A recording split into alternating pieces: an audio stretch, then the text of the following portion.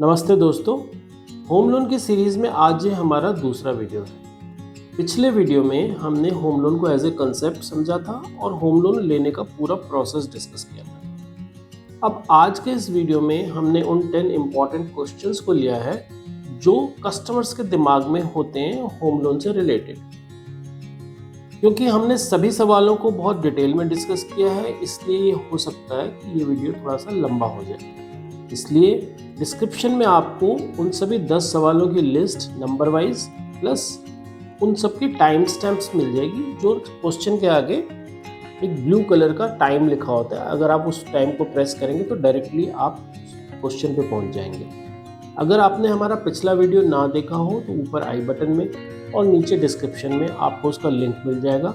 इस वीडियो को देखने से पहले आप वो वीडियो ज़रूर देख लीजिएगा, तब आपको इस वीडियो को देखने में ज़्यादा फायदा होगा। चलिए बिना देरी किए हुए आगे बढ़ते हैं और चलते हैं मेरी लैपटॉप स्क्रीन पर।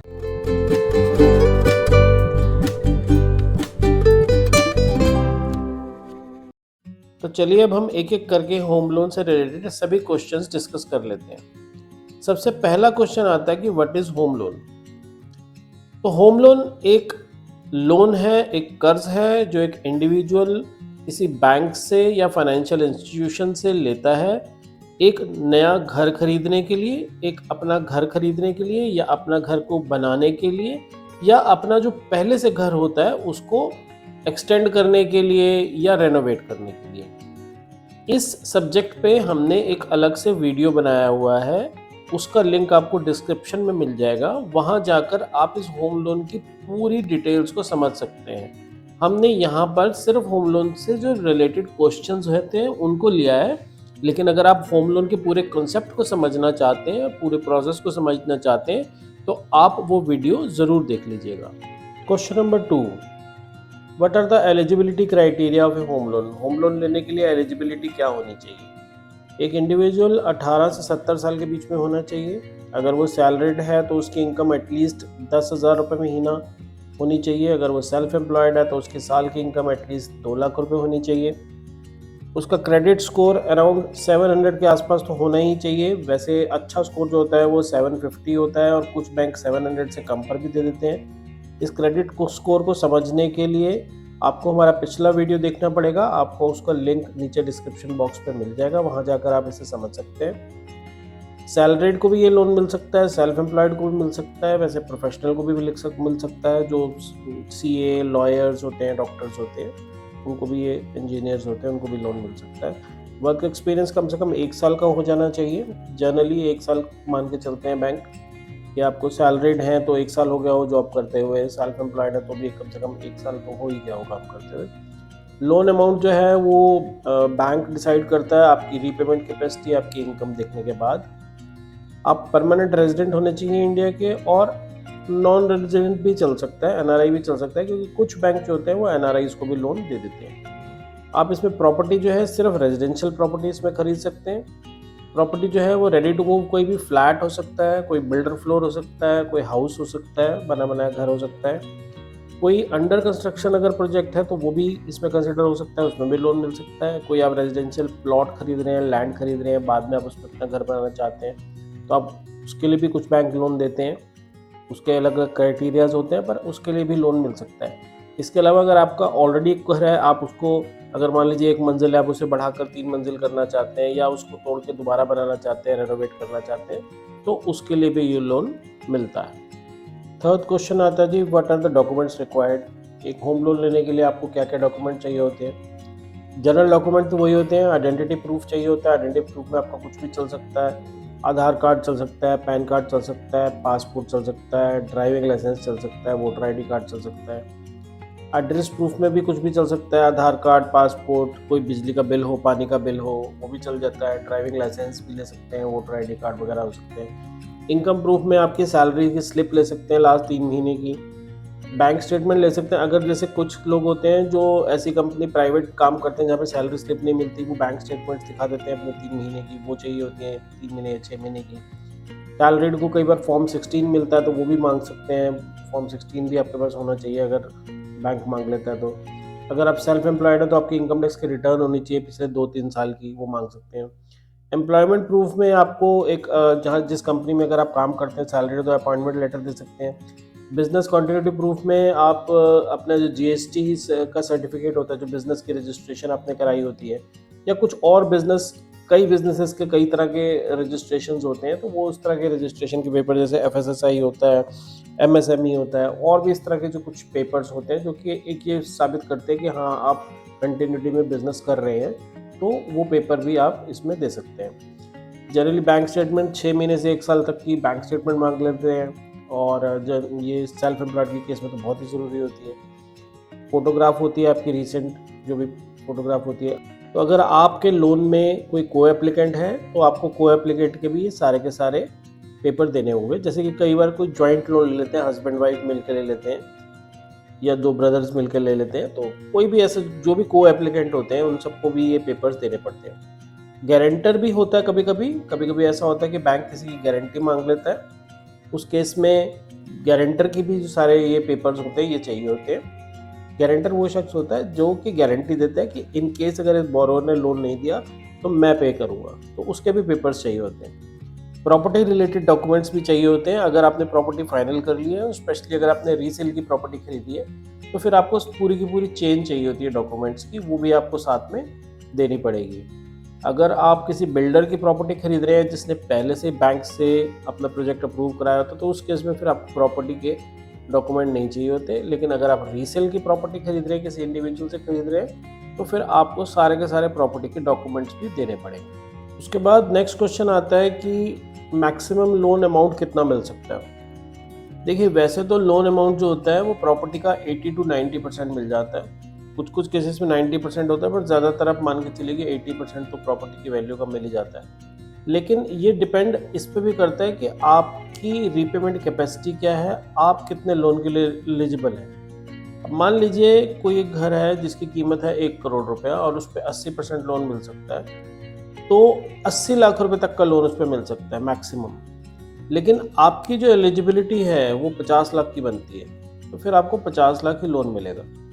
अब ये जो एलिजिबिलिटी होती है ये चेक की जाती है आपकी जो इनकम है उस पे, क्रेडिट स्कोर पे, एज पे, एम्प्लॉयमेंट हिस्ट्री पे, बहुत सारे फैक्टर्स होते हैं जिस पे आपकी ये जो पेइंग कैपेसिटी है वो निकाली जा सकती है, जो एलिजिबिलिटी है वो निकाली जाती है। इसके लिए क्या है कि ज़्यादातर बैंकों की जो वेबसाइट होती है उस पर कैलकुलेटर भी होते हैं, आप वहाँ जाके कैलकुलेट कर सकते हैं। अभी हम वीडियो में आगे क्वेश्चन नंबर 8 जब करेंगे तो मैं आपको कुछ और डिटेल में भी समझाऊंगा कि कैसे एलिजिबिलिटी कैलकुलेट होती है। बट जो मैक्सिमम लोन अमाउंट होता है वो 80% टू 90% होता है, depending upon your eligibility. Next question आता है कि what is the interest rate for a home loan. Home loan पे कितना ब्याज लगता है। देखिए, होम लोन पे जो ब्याज लगता है ये वेरी करता है। ये कुछ भी हो सकता है डिपेंडिंग अपॉन कि आपको कितना लोन चाहिए, आपकी क्रेडिट स्कोर क्या है, या उस टाइम की मार्केट कंडीशंस क्या हैं, आरबीआई ने कैसी रेपो रेट दी हुई है, उस पर भी डिपेंड करता है। लेकिन अगर हम मोटा मोटा मान के चले, जैसे कि अभी हम मार्च 23 में ये वीडियो शूट कर रहे हैं, तो इस टाइम पे मार्केट का जो रेट है वो लगभग 6.5 से 9.5% डिपेंड करता है, हर एक bank to bank, condition to condition, लेकिन 6.5 से 9.5 के बीच में पर एनम वेरी कर रहा है। अब इसमें भी डिपेंड करता है कि ये फिक्स रेट ऑफ इंटरेस्ट आप ले रहे हैं या फ्लोटिंग रेट ऑफ इंटरेस्ट ले रहे हैं। फिक्स रेट ऑफ जो इंटरेस्ट होता है वो फिक्स रेट रहता है हमेशा, जितने भी साल का आपने टेन्योर के लिए लोन लिया हो, मान लीजिए 10 साल के लिए या 15 साल के लिए है, वो फिक्स्ड ही रहेगा। लेकिन जो फ्लोटिंग रेट ऑफ इंटरेस्ट होता है ये मार्केट की कंडीशंस पे डिपेंड करता है या आरबीआई की रेपो रेट पे डिपेंड करता है। ये फ्लोटिंग रेट कुछ भी हो सकता है, ये 6.5 भी हो सकता है, 10 भी हो सकता है, जैसी मार्केट की कंडीशन होगी। तो फ्लोटिंग रेट ऑफ इंटरेस्ट ही आजकल ज़्यादातर बैंक ऑफर करते हैं और लेना भी वही चाहिए, ताकि अगर रेट कम हो तो कम हो जाए, बढ़े तो बढ़ जाए। और फ्लोटिंग रेट ऑफ इंटरेस्ट लेने में आपको कोई प्री पेमेंट चार्जेस भी नहीं देने पड़ते। अगर आप कोई फोरक्लोजर करते हैं तो वो भी नहीं देने पड़ते, लेकिन फिक्स में देने पड़ते हैं।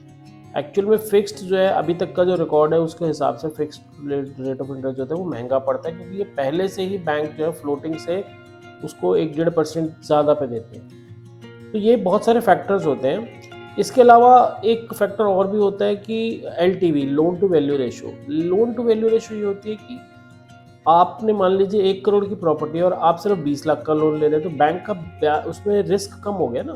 तो अगर बैंक का रिस्क कम रहता है तो बैंक रेट ऑफ इंटरेस्ट भी कम कर सकता है। लेकिन अगर मान लीजिए आपने 90% लोन लिया है तो बैंक का रिस्क बढ़ जाता है, तो उस केस में रेट ऑफ इंटरेस्ट भी थोड़ा बैंक बढ़ा सकते हैं। लेकिन जब भी आप कोई भी इंटरेस्ट रेट फाइनल करें तो सारी चीज़ें इवेल्युएट कर लें, खाली इंटरेस्ट रेट भी देख लें, प्रोसेसिंग फीस भी देख लें, प्रीपेमेंट चार्जेस भी देख लें, और भी कुछ जो भी कंडीशंस हैं वो देख लें, ताकि आपको एक बेस्ट से बेस्ट रेट ऑफ इंटरेस्ट मिल पाए। तो टू सम अप, एक जो रेट ऑफ इंटरेस्ट है वो कुछ भी हो सकता है, 6.5 से 9.5 के। जनरली जो आजकल रेट ऑफ इंटरेस्ट चल रहा है वो लगभग 8.5 से 9 के बीच में चल रहा है, अगर हम फ्लोटिंग रेट ऑफ इंटरेस्ट की बात करें। नेक्स्ट क्वेश्चन है कि what is the tenure of home loan. Home loan tenure क्या होता है? होम लोन टेन्योर वो पीरियड है, वो अवधि है जिसमें एक बोरोवर अपना पूरा का पूरा लोन चुकता करता है ब्याज के साथ मंथली ईएमआईज की फॉर्म में। होम लोन का जो टेन्योर है वो 5 साल से लेकर 30 साल के बीच में हो सकता है। बैंक जो है वो अलग अलग फ्लेक्सिबल ऑफर्स करते हैं टेन्योर की, हर एक की अपनी प्रोफाइल के हिसाब से, रीपेमेंट कैपेसिटी के हिसाब से बैंक्स फ्लेक्सिबल टेन्योर जो है ऑफर करते हैं। जो लंबे टेन्योर के लोन होते हैं उसमें इंस्टॉलमेंट तो काफ़ी कम हो जाती है, लेकिन इंटरेस्ट की जो ओवरऑल कॉस्ट होती है वो बहुत ज़्यादा होती है। जबकि जो छोटे टेन्योर के लोन होते हैं उसके अंदर आपकी मंथली ईएमआई तो ज़्यादा हो जाती है, पर आपको इंटरेस्ट कम देना पड़ता है। तो अगर आपकी इनकम अच्छी है, अगर आप अफोर्ड कर सकते हैं, तो आपको शॉर्टर जो टेन्योर है वही चूज़ करना चाहिए। अपनी रीपेमेंट कैपेसिटी को जज करना चाहिए अपनी। ऐसा ना हो कि आप होम लोन ले लें लेकिन आपको बाकी, होम लोन तो शॉर्ट टर्म के लिए ले लें लेकिन आप घर के बाकी खर्चों के लिए बहुत दिक्कत हो जाए। तो इसलिए अपनी फाइनेंशियल सिचुएशन को पूरा कंसिडर करने के बाद ही, क्योंकि आप ये लंबी अवधि के लिए ले रहे हैं, 15 साल के लिए, 20 साल के लिए ले रहे हैं, तो आपको फ्यूचर का भी सोच के चलना पड़ेगा कि आपकी फ्यूचर में इनकम कितनी बढ़ जाएगी या आपके कितने खर्चे बढ़ जाएंगे। उनको सोचते हुए उस फाइनेंशियल सिचुएशन को ध्यान में रखकर ही अपनी जो है वो टेन्योर को चूज़ करना चाहिए। अब होता है इसमें कि कई बार कोई लेंडर्स, जो कोई बैंक्स जो होते हैं, उनकी कोई एज लिमिट भी होती है। अब मान लीजिए कि किसी बैंक की जो एज लिमिट है वो 65 ईयर्स है और जो लोन लेने वाला पर्सन है उसकी ऑलरेडी एज 55 है, तो उसको ज़्यादा से ज़्यादा 10 साल के लिए लोन ही मिल सकता है। तो टेन्योर जो होता है वो ये भी डिपेंड करता है कि आपकी एज कितनी है। अगर कोई बहुत यंग है, 21-22 साल का ही है, अभी सैलरीड हो गया है, तो उसको 30 साल के लिए भी लोन मिल जाएगा। लेकिन जिसकी उम्र ज़्यादा है उसके लिए शायद उतना ईजी नहीं होगा। और अगर आपने जो टेन्योर के लिए लिया है लोन, उसमें अगर आप प्री पेमेंट कोई करते हैं या फोरक्लोजर करते हैं तो उसके कुछ चार्जेस भी हो सकते हैं जो आपको पे करने पड़े। ये ज़्यादातर फिक्स्ड रेट ऑफ इंटरेस्ट में होते हैं, फ्लोटिंग में नहीं होते हैं।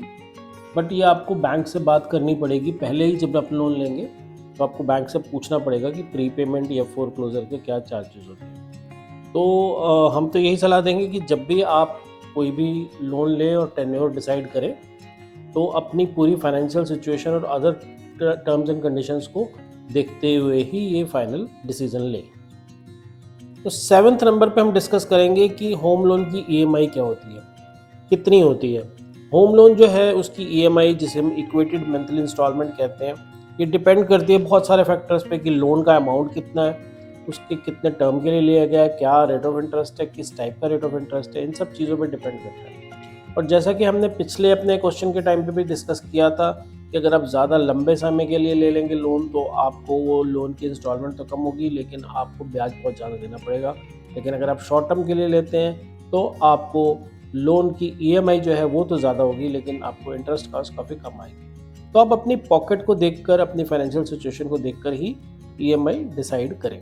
यहाँ हमने एक छोटा सा चार्ट दिया है। इस चार्ट में आप ये 25 लाख से 50 लाख तक के लोन का हमने 10 साल से 25 साल तक की ईएमआई निकाल कर दी है।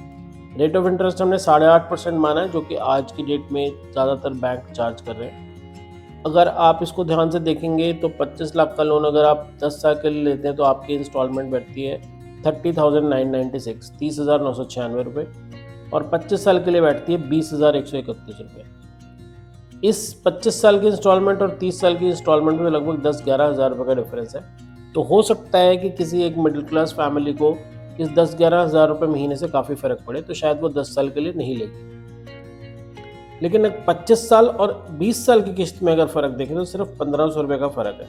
लगभग 1500 रुपये का। ये 21,696 और 20,131 है। तो अगर आपने 25 साल के बजाय 20 साल का लिया तो आपने को सिर्फ 1500 रुपये एक्स्ट्रा देने पड़ेंगे, लेकिन आपके पूरे 5 साल बच जाएंगे। और अगर आप इसको कैलकुलेट करेंगे तो आपकी काफ़ी इंटरेस्ट में बचत हो जाएगी। तो आप जब भी ईएमआई डिसाइड करें, टेन्योर डिसाइड करें, तो ये सारे फैक्टर्स को ज़रूर ध्यान में रख लें। इस तरह के ईएमआई कैलकुलेटर्स आपको ईजिली मिल जाएंगे। गूगल पे जाके अगर आप टाइप करेंगे ईएमआई कैलकुलेटर, तो सभी बैंकों की वेबसाइट पे ईएमआई कैलकुलेटर होते हैं। आप जाकर वहाँ पर अपने हिसाब से 25 लाख, 20 लाख या जो भी आपका लोन अमाउंट है उसको एंटर करके रेट ऑफ इंटरेस्ट और टेन्योर एंटर करके अपने इंस्टॉलमेंट देख सकते हैं। अगर आप ये चार्ट देखना चाहते हैं तो वीडियो को पॉज करके आप ये चार्ट भी पूरा देख सकते हैं। और जब भी अपनी ईएमआई डिसाइड करें, ये सारी चीज़ों को कंसिडर करने के बाद ही करें। इसके बाद हम नेक्स्ट क्वेश्चन डिस्कस कर लेते हैं कि होम लोन की एलिजिबिलिटी कैसे कैलकुलेट की जाती है। देखिए, बैंक के पास एक फॉर्मूला होता है जिसे वो fixed obligation to income ratio कहते हैं। वो ये मानते हैं कि हर महीने का एक सर्टेन अमाउंट आपको चाहिए अपने घर के खर्चों के लिए। आपके खर्चे कुछ भी हो सकते हैं, इसका अंदाज़ा लगाना तो बहुत ही मुश्किल होता है। मोटा मोटा तो बैंक स्टेटमेंट देख के लगाया जा सकता है, लेकिन फिर भी ये एग्जैक्ट अंदाज़ा लगाना बहुत ही मुश्किल होता है। तो बैंक ने एक स्टैंडर्ड सिस्टम बनाया हुआ है कि जनरली वो 50% से ज़्यादा जो है वो लोन नहीं देते हैं आपकी मंथली इनकम का। 50% आपकी ईएमआई, मतलब अगर आपका 50,000 रुपये की मंथली इनकम है तो आपकी इंस्टॉलमेंट जो 25,000 के आसपास होनी चाहिए। उसी के बेस पर ही आपकी लोन की एलिजिबिलिटी निकाली जाती है। अब इसको निकालने का एक छोटा सा फॉर्मूला है जिसको मैंने यहाँ पर कुछ मेंशन किया है। अब मान लीजिए कि रेट ऑफ इंटरेस्ट जो है 8.5% है और 1 लाख रुपए की ईएमआई अगर हम निकालें 20 साल के लिए तो वो 868 रुपये बैठती है। मतलब अगर आप आज 1 लाख रुपए का लोन लेते हैं, रेट ऑफ इंटरेस्ट 8.5% है और 20 साल के लिए आप लोन लेते हैं, तो आपको 868 रुपये हर महीने देने पड़ेंगे हर उस 1 लाख के पीछे। तो मान लेते हैं कि आपकी और कोई फाइनेंशियल कमिटमेंट नहीं है, आपकी मंथली इनकम जो है 50,000 रुपये है, तो हमने 50,000 का आधा ही कैलकुलेट किया कि 25,000 रुपये आप जो है वो ईएमआई दे सकते हैं, इससे ज़्यादा नहीं दे सकते। तो 25,000 को हमने जब 868 से, जो कि ये हमने पर लाख की ईएमआई निकाली थी, ये निकाला और 1 लाख रुपये से मल्टीप्लाई किया कि हर लाख रुपये पे आपको दे देनी है, तो आपकी जो लोन की एलिजिबिलिटी बैठी वो 28,80,000 रुपये की बैठी। मतलब अगर आपकी 50,000 रुपये की सैलरी है, महीने की 50,000 रुपये की इनकम है और आपका कोई अलग से और कोई ईएमआई नहीं जा रही है, तो बैंक आपको 28 लाख रुपए का लोन दे देगा अगर आप 20 साल के लिए लेंगे तो। वहीं अगर आपने मान लीजिए कोई और लोन लिया हुआ है, कोई इंस्टॉलमेंट आपकी 5,000 के आसपास चल रही है, तो बैंक क्या करेगा, उसके हिसाब से ही 25,000 की जो नेट आपकी निकाली थी उसने, कमिटमेंट निकाली थी, उसके बाद 5,000 रुपये इसमें से और लेस कर देगा, तो 20,000 रुपये के हिसाब से कैलकुलेट करेगा। तो 20,000 के हिसाब से कैलकुलेट करेंगे तो आपकी 23 लाख रुपये की एलिजिबिलिटी है। तो हालांकि बैंक तो 50% तक ये दे देते हैं, लेकिन मेरा अपना मानना है कि आपको 25 से 30% मंथली अपनी इनकम का, उससे ज़्यादा ईएमआई नहीं बांधनी चाहिए, क्योंकि वक्त का कुछ पता नहीं होता, सुख दुख आते जाते रहते हैं। तो इसलिए आप 25 से 30% ही लें तो आपके लिए ज़्यादा बेहतर होगा। अब 9 नंबर में हम ये देख लेंगे कि प्रोसेसिंग फ़ीस क्या होती है। प्रोसेसिंग फ़ीस जो होती है ये बैंक्स चार्ज करते हैं जिस टाइम वो आप लोन के लिए अप्लाई करते हैं, उसी टाइम प्रोसेसिंग फ़ीस ले लेते हैं। एक वन टाइम फ़ीस होती है और ये होम लोन की एप्लीकेशन के साथ ही आपको देनी पड़ती है और ये आपके लोन के अमाउंट में से डिडक्ट नहीं होती है। कुछ बैंक इसे एडमिनिस्ट्रेटिव फ़ीस भी बोलते हैं और ये जनरली तो होती यही है कि आपके जब लोन अप्रूव हो जाता है उसके बाद चार्ज की जाएगी, लेकिन बैंक जो होते हैं वो जब प्रोसेसिंग करने लगते हैं आपके लोन की, आपसे शुरू में ही प्रोसेसिंग फ़ीस ले लेते हैं। अगर आपका लोन अप्रूव हो जाता है तो वो एक्सेप्ट हो जाती है, अदरवाइज़ वो आपको रिटर्न कर देते हैं। ये इसलिए किया जाता है ताकि कोई जो जेन्युइन लोग हैं सिर्फ वही अप्लाई करें, अननेसेसरली बेकार में बैंक का टाइम वेस्ट ना करें। क्योंकि कुछ लोग सिर्फ ये चेक कराने के लिए करते हैं ना कि हमारा लोन अप्रूव हो जाएगा या नहीं होगा। तो अगर तो उनका लोन अप्रूव हो गया तो फिर वो बैंक वो रिटर्न नहीं करता, लेकिन अगर रिजेक्ट हो गया तो बैंक जो है वो प्रोसेसिंग फ़ीस रिटर्न कर देता है।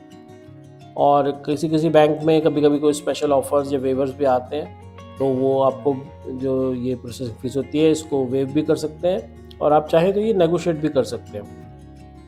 कुछ बैंकों ने सैलरीड पर्सन के लिए और सेल्फ एम्प्लॉयड के लिए अलग अलग फ़ीस रखी होती है, तो आपको जब भी लोन लेना हो तो एक बार आप डिस्कस कर लीजिए कि कितनी सैलरी और सेल्फ एम्प्लॉयड के लिए कुछ अलग अलग तो नहीं। जनरली ये 0.25 से लेकर 1% के बीच में कुछ भी हो सकती है और इसमें आपको जीएसटी भी पे करना पड़ सकता है। अब हम इस वीडियो का लास्ट क्वेश्चन ले लेते हैं कि होम लोन लेने का प्रोसेस होता कैसे है।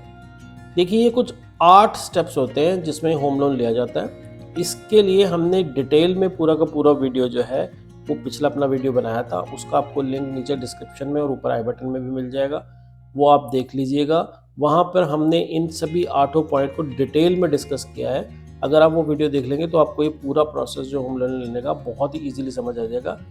हम मोटे तौर पे देख लेते हैं कि सबसे पहले आप एप्लीकेशन भरते हैं, फिर आप प्रोसेसिंग फ़ी पेमेंट करते हैं। उसके बाद जो बैंक को आप डॉक्यूमेंट देते हैं, बैंक जो सारी वेरिफिकेशन करता है आपके डॉक्यूमेंट्स की भी, आपके बैकग्राउंड की भी। उसके बाद बैंक उस लोन को अप्रूवल कर देता है। फिर उसके बाद आपको सैंक्शन लेटर मिलता है। फिर आपकी प्रॉपर्टी जो आपने लेनी होती है उसकी वेरिफिकेशन होती है। उसके बाद होम लोन का एग्रीमेंट वगैरह साइन होता है और लास्ट में होम लोन का डिसबर्सल हो जाता है और प्रॉपर्टी की रजिस्ट्री हो जाती है। तो दोस्तों, ये थे वो 10 सवाल जो कस्टमर्स के दिमाग में होते हैं होम लोन से रिलेटेड। लेकिन अभी भी और बहुत सारे सवाल हैं जिनके जवाब देने बाकी हैं। अपने आने वाले वीडियो में मैं उन सवालों को भी कवर करूंगा, तो आप जुड़े रहिएगा हमारे वीडियो के साथ। आज का वीडियो अगर अच्छा लगा हो तो इसे लाइक ज़रूर करिएगा। अगर किसी को इसकी इन्फॉर्मेशन की ज़रूरत हो तो आप उनसे ये वीडियो शेयर भी ज़रूर करिएगा। और हाँ, सब्सक्राइब करना ना भूलिएगा, क्योंकि इस तरह के वीडियो लेकर हम आते रहेंगे। तो चलिए मिलते हैं फिर अगले वीडियो में, तब तक गुड बाय।